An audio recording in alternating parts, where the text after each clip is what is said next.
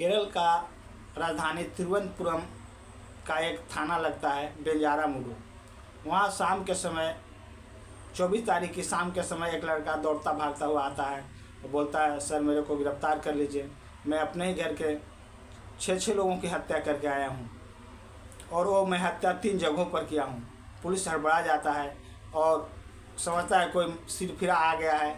उसको सख्ती से पूछता है, बताओ तुम क्या बोल रहे हो। फिर बोलता है, मैं वही बोल रहा हूँ सर, मैंने 6 लोगों को अपने 6 लोगों को मैं हत्या करके आया हूँ, मेरे को गिरफ्तार कर लीजिए। पुलिस सारा जानकारी उससे लेता है और जब वो जानकारी लेता है तो उसके हाथ पाँव फूलने लगते हैं। दोस्तों, आज इस कहानी के हर एक बिंदु पर बात करूँगा। यह घटना कैसे हुआ, क्यों हुआ, घटना करने वाला क्यों था और ये 6 लोग मरने वाले उसके कौन लगते थे और क्यों उसने मारा। दोस्तों, मेरा नाम परशुराम सिंह और आप देखना शुरू कर चुके हैं सच का प्रहरी। दोस्तों, मैं आपसे रिक्वेस्ट करता हूं कि यदि मेरे चैनल पर आप नए आते हैं या मेरे चैनल को सब्सक्राइब नहीं किए हैं तो प्लीज़ सब्सक्राइब कर दिया कीजिए, ताकि मैं आपको और भी बेहतर से बेहतर कहानी आसानी से आपके मोबाइल तक पहुंचा सकूं, आप तक पहुंचा सकूं। दोस्तों, घटना 24 फरवरी की है। 24 फरवरी 2025 के शाम 5 बजे एक लड़का जिसका घर केरल के तिरुवनंतपुरम के बेंजारामुडु के बेंजारामुडु जो थाना पड़ता है, उसको पेरुमला गांव का रहने वाला एक लड़का है। उसका उम्र 23 साल है। उसका नाम अफान है। वो घर से शाम को 5 बजे एक हथौड़ा उठाता है। वो हथौड़ा घर के उपयोग के लिए आज से 2 महीना पहले उसके घर पर आया था। उसके बाद वो अपने बाइक पर बैठता है और बाइक स्टार्ट कर अपने दादी के घर जाता है। दादी का घर वहाँ से उसका करीब 15-20 किलोमीटर दूर था।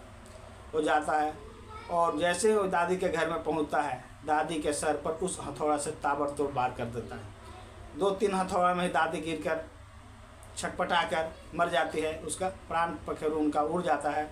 उसके बाद वो दादी को मरा हुआ समझकर उसके बाद दादी का रूम लॉक कर उसको वापस फिर बाइक पर आता है, हथौड़ा लेता है, बाइक पर बैठता है और अपने चाचा चाची के घर जाता है।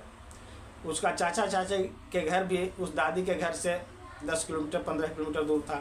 वहाँ जाता है। वहाँ जाने के बाद चाचा चाची को नमस्ते करता है और हथौड़ा हाथ में लिए हुए ही था।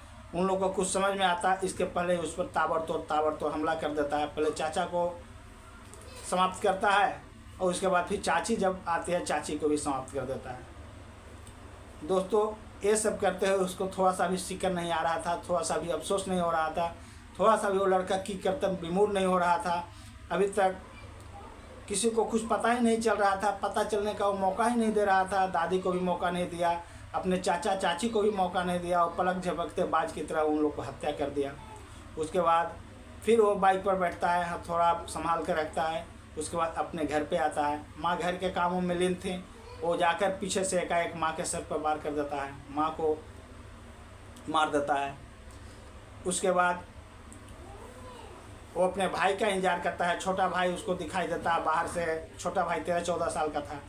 उसको इंतजार करता है। जैसे वो घर में आता है, उसको सबसे पहले ले जाकर बाहर में अच्छा खाना खिलवाता है, नाश्ता करवाता है। वो अपने छोटा भाई से बहुत प्यार करता था और उसको पसंद का चीज़ को बराबर जाकर मार्केट में खिलाता था। तो उस दिन वो उसको बाइक पर बैठाता है। सोचिए दोस्तों, वो 4 मर्डर करने के बाद अपने भाई को बाइक पर बैठाता है और प्यार से उसको चुचकारते हुए दुलारते हुए होटल में ले जाता है। उसको खाना खिलाता है जो उसको भाई को पसंद था। उसके बाद घर पर लाकर जैसे ही भाई नीचे उतरता है, उसको बिना देर किए हुए उसके सर के ऊपर वार कर देता है। उसको भी मौत के घाट उतार देता है। दोस्तों, उसके बाद तुरंत वो अपने प्रेमिका जो उसके मोहल्ला का रहने वाली थी उसको फ़ोन करता है। अब सोचिए, कोई प्रेमी किसी प्रेमिका को फ़ोन करके बुलाता है तो उसकी कितनी खुशी होती है। वो खुशी का ठिकाना नहीं रहता है, वो शब्दों में बयान नहीं किया जा सकता है। वो लड़की दौड़ती हुई भागती हुई आती है, सोचती है चलो हमारा दोस्त हमें बुला रहा है, मिलने का मौका रहेगा, प्यार दुलार की बातें होगी। वो भाग के आता है उसके घर में।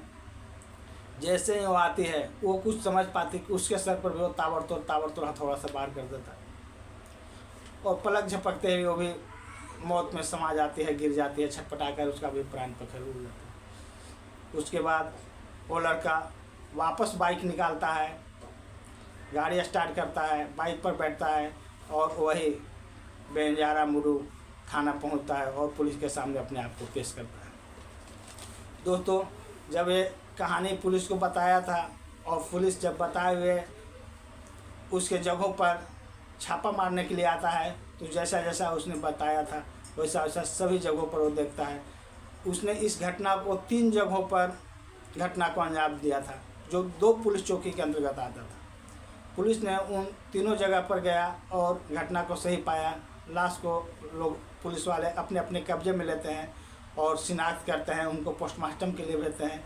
लेकिन उसी में देखते हैं कि एक लाश जो है वो अभी जीवित है, अभी मरा नहीं है। एक जो डेड बॉडी जैसा पड़ा हुआ था, जो उसने बोला था कि हमने 6 लोगों को मार के आया, उसमें से एक को कुछ था, तो उसने डॉक्टर के पास उसको भर्ती करवाते हैं। वह बॉडी उसकी मम्मी का था। मम्मी अभी भी जीवित थी, उसके सांस चल रहे थे, उसके धड़कन चल रहे थे। पुलिस वाले उसको एडमिट किया। मम्मी का नाम उसका सैमी था। दोस्तों मैं बता दूं, उन लोग जो परिवार थे उनके नाम कुछ इस तरह थे। प्रेमिका जी थी, उसका नाम फरसाना था। और भाई जो था वो भाई जो था उसका भाई का नाम था, दोस्तों मैं बताता हूँ, दादी का नाम उसका सलमा थी। और चाचा लतीफ़, चाची साहिदा, भाई का नाम अहसन था और मम्मी का नाम सेमी थे। वो सबको मरा हुआ समझकर पुलिस चौकी में पहुंच गया था। जब पुलिस सब जांच पड़ताल करता है तो देखता है कि सेमी जो उसका माँ थी, उसका धड़कन चल रहे थे, एडमिट करवाता है। अब भी वो जो लड़का था अफान और उसकी मम्मी का इलाज एक ही हॉस्पिटल में तिरुवनंतपुरम में चल रहा है। दोस्तों जब एक घटना पुलिस के सामने आता है तो पुलिस उसके बारे में पता करने की कोशिश करता है। तो पता करता है कि वह गल्फ कंट्री में अपने पापा के पास नौकरी करने गया था और वहाँ पर वो कर्ज के बोझ में दब गया था। घर वाले उसको कर्ज देने में, कर्ज चुकता करने में सपोर्ट नहीं करते थे। इसके लिए धीरे धीरे उसके मन में, उस लड़का के मन में घर वाले के प्रति ऐसा वैमनस्यता आते गया, ऐसा नफरत आते गया, ऐसा कटुता के बीज जन्म लेते गया, अंकुरित होते गया कि वो लास्ट में अपने ही परिवार को समाप्त कर दिया। जब गांव वाले से उसके स्वभाव व्यवहार के बारे में पूछा गया तो पता चला कि वो किसी से विशेष बातचीत नहीं करता था, लेकिन ऐसे था, अच्छा स्वभाव का लड़का था। अपने भाई को भी बहुत प्यार करता था, अपने घर वालों का ध्यान रखता था। वो अपने छोटे भाई को अक्सर बाइक पर ले जाके मार्केट घुमाने के लिए ले जाता था, उसको खिलाते पिलाते रहता था। दोस्तों यह कहानी हमें सिखलाती है कि देखिए, थोड़ा सा नासमझी के कारण, थोड़ा सा सर पर हैवानियत चढ़ जाने के कारण कोई इंसान कैसे अपने आप को समाप्त कर देता है, अपने घर परिवार को बर्बाद कर देता है। कोई आदमी किसी बाहरी आदमी से डरता है, बाहर के दुश्मनों से डरता है, लेकिन जब दुश्मन घर के अंदर जन्म ले लेता है तो फिर अपने आप को बचा पाना मुश्किल होता है। आज उन लोग के फैमिली में भी वही हुआ। उसके घर का दुश्मन, जिसके बारे में कभी उन लोग सोचा नहीं था, कभी कल्पना नहीं किया था, कभी उसका माँ, उसका चाचा, उसका दादी सोचा नहीं था कि मेरा ही बेटा, मेरा ही पोता, मेरा ही भतीजा मेरा ही खून कर देगा, वो भी बिना कोई गलती, बिना कोई गुनाह का।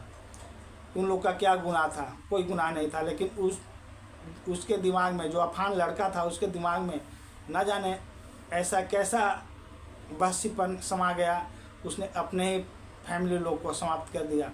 यह कहानी हमें सिखाता है कि हमें कभी भी विपरीत परिस्थिति में अपना धैर्य को नहीं खोना चाहिए और संयम होकर काम करना चाहिए। यदि वह लड़का अफान थोड़ा सा भी ठंडा दिमाग से सोचता और लोगों के साथ शेयर करता, अपने बाप के साथ शेयर करता, अपने गांव घर के साथ शेयर करता, या साइकोलॉजिकल टीचर के पास मनोवैज्ञानिक जो होता है, उनके पास अपना थोड़ा सा भी अपना समस्या को बताता हो तो उन लोग सलाह ज़रूर देते, लेकिन वो ऐसा नहीं करता है और एक गलत कदम उठाता है जो उसके लिए, उसके घर के लिए और एक समाज के लिए बहुत बुरा संदेश देता है। उसके थोड़ा सा न समझ के कारण उसका पूरा घर परिवार बर्बाद हो गया और वो जीवन भर जेल में रहेगा, जेल के चक्के पीसेगा। दोस्तों अभी उसका हालत सामान्य है, लेकिन माँ का स्थिति आज भी गंभीर है और पुलिस इंतजार कर रहा है कि जब उसका हालत ठीक हो जाएगा, तबीयत ठीक हो जाएगा, तो इस घटना का विस्तृत जानकारी लिया जाएगा।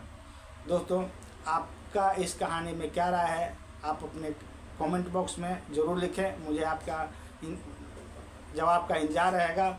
और दोस्तों मेरा कहानी यदि अच्छा लगता है तो मेरे वीडियो को लाइक किया कीजिए और चैनल को सब्सक्राइब किया कीजिए। और जाते जाते मैं आशा करता हूँ आप लोग जहाँ भी रहें सचेत रहें, जागरूक रहें और अपने आसपास लोगों पर ध्यान रखें, अपना का ख्याल रखें, अपने बाल बच्चों का ख्याल रखें। इसी के साथ जय हिंद, जय भारत।